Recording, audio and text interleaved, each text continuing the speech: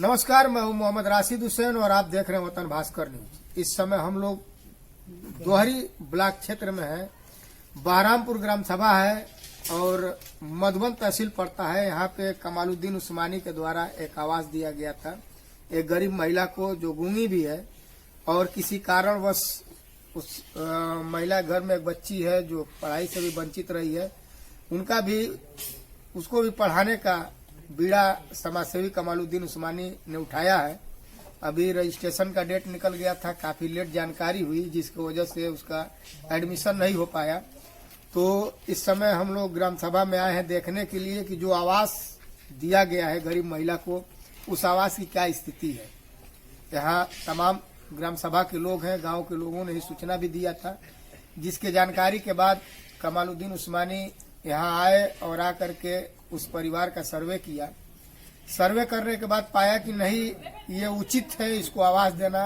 गरीब महिला है और आर्थिक स्थिति ठीक नहीं है, जिसकी वजह से उसके बच्ची का पढ़ाई भी बाधित है।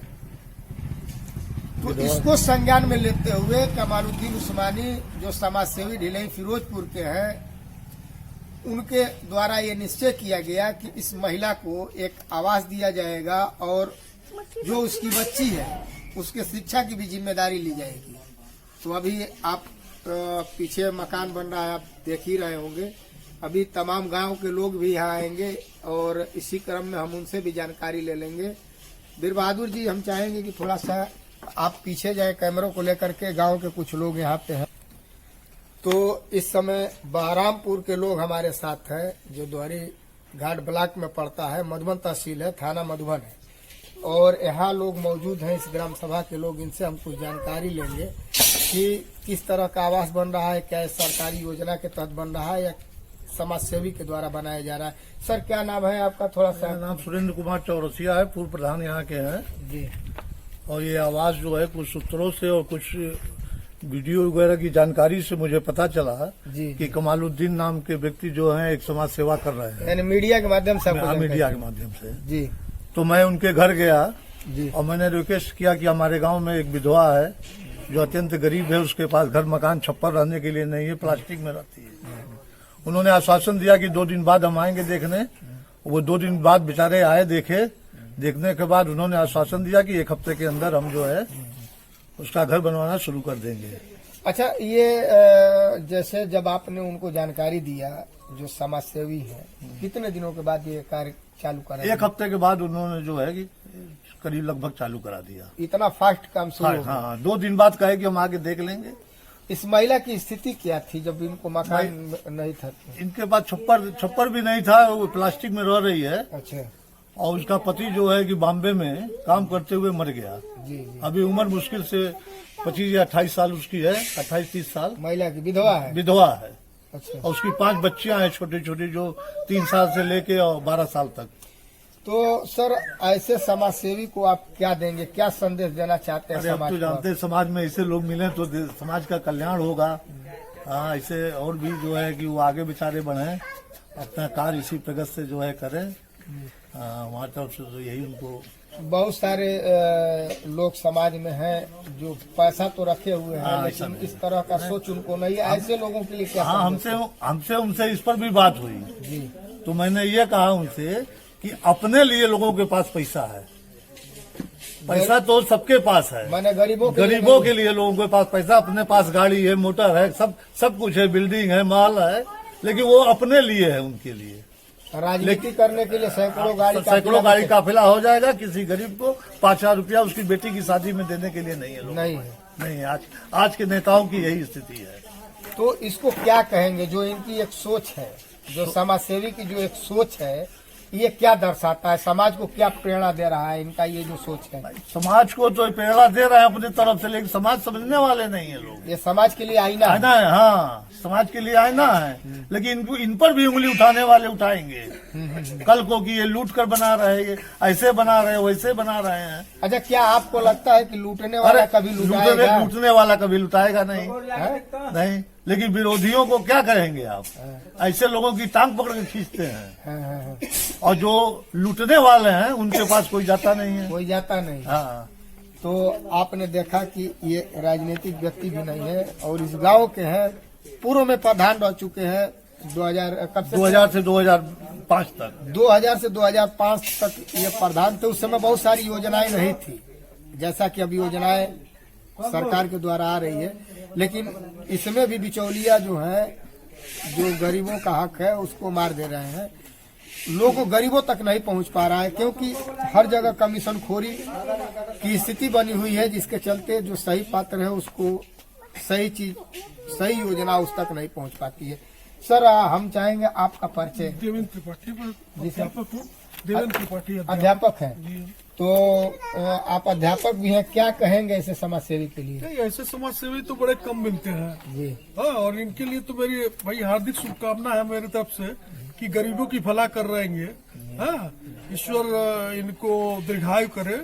हाँ, और ऐसे ही गरीबों को भला करते रहे, निसहाय लोगों की भला करते रहेंगे। तो आपने देखा कि ये अध्यापक है और इन्होंने काफी आशीर्वाद भी दिया, और शब्द नहीं है लोगों के पास तारीफ के लिए कि किस तरह से एक समाज सेवी गांव-गांव घूम करके गरीबों को चिन्हित करके आवास देने का काम कर रहे हैं। ये वही महिला है जो आवास जिनको मिला है, लाभार्थी हैं, समाज सेवी के द्वारा इनको आवास दिया गया है। ये साफ बोल नहीं पाती हैं, इनकी ये बच्ची है, क्या नाम है आपका?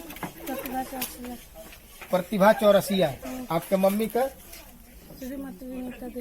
विनीता देवी।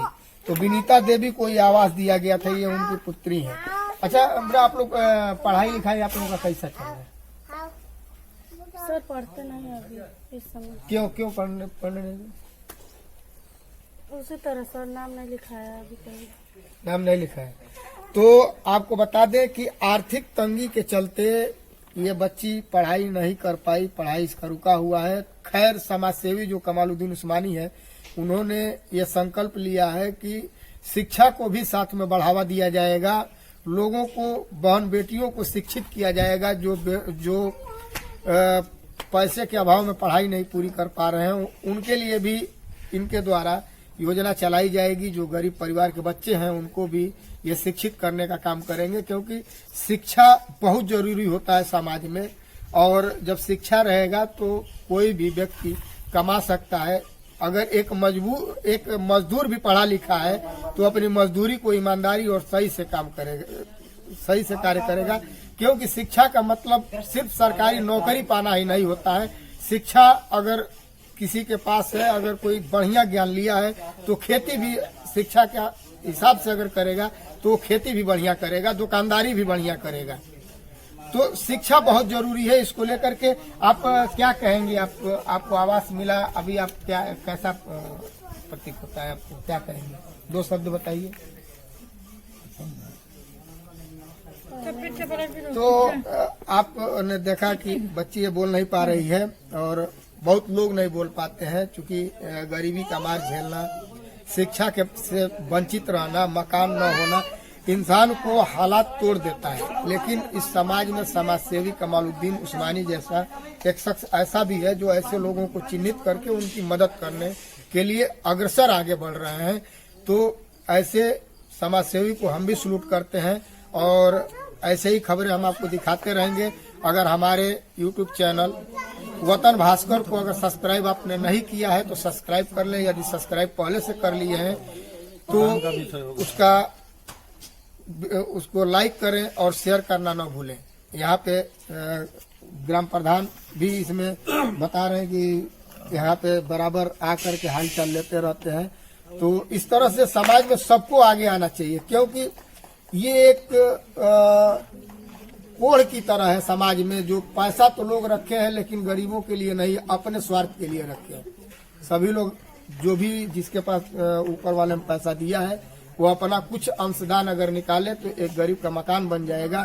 अगर आप 10 कोठरी का अगर एक मकान अपना बनवाते हैं तो उसमें से 1 कमरा निकालिए और किसी गरीब को दान कीजिए। अगर कोई शिक्षा से वंचित है तो उसको पढ़ाने का काम कीजिए, क्योंकि हाई स्कूल इंटर तक सरकारी स्कूलों में कम फीस लगता है। तो इसके साथ साथ शिक्षा पे भी काम हो। और हम समाज के लोगों से अपने चैनल के माध्यम से अपील करेंगे कि आप भी आए निकल के और लोगों की ऐसे ही मदद करें। कैमरामैन वीर बहादुर के साथ में मोहम्मद राशिद हुसैन धन्यवाद।